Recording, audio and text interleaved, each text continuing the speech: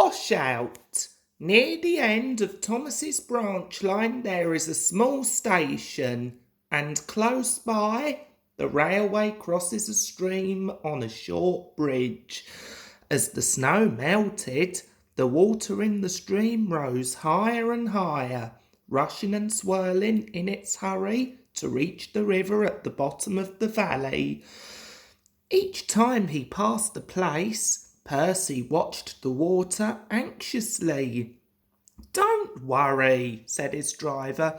"It's got to come a lot higher before it can stop us." Percy shivered. He could remember the time when he had been stuck in a flood.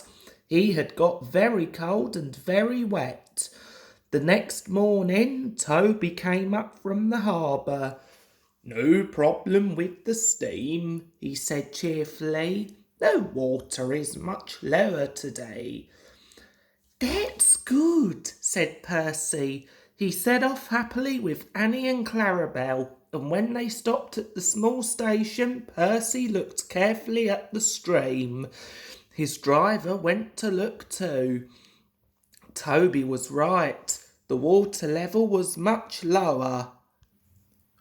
"All's well, Percy," said his driver. "Come on, we've got a timetable to keep to." They hurried to the junction, where Henry was waiting for him. "When is Thomas coming back?" asked Henry. "If he does," he added, "I shouldn't be surprised if he decides to stay as a museum piece. He's old enough." He puffed away, chortling at his own wit. Annie and Clarabel were most upset. Percy had to spend so much time comforting them that he was late leaving with his next train.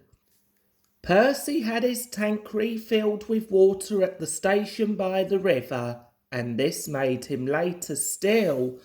"Never mind," said his driver.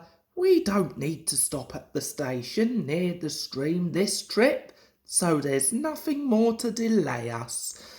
They reached the stream quickly, but as Percy ran on to the bridge, he felt it sink slightly under his wheels.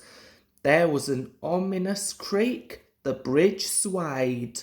"Don't stop, Percy!" shouted his driver in alarm. "Keep moving!" Percy didn't mean to stop, and that was lucky. Clarabel was the rear coach. As she crossed the bridge, it wobbled again. When her back wheels rolled over it, there was a sudden loud crash. The bridge vanished. 1 second it was there, the next it wasn't. It was safe to stop now. Percy's driver put on the brakes and the fireman ran back to look. All he could see of the bridge was lying in the middle of the brown, rushing stream. Annie, Clarabel and Percy were badly shaken. The guard telephoned a warning, and then they all went quickly home. Sir Topham Hatt closed the line while the bridge was mended. At first, Toby and Percy enjoyed their reset, but they soon grew bored. When the bridge was repaired, Daisy had recovered from her snowy ordeal too, and things returned to normal. But for some time afterwards, Percy was extra careful whenever he crossed the stream, in which he almost had a bath.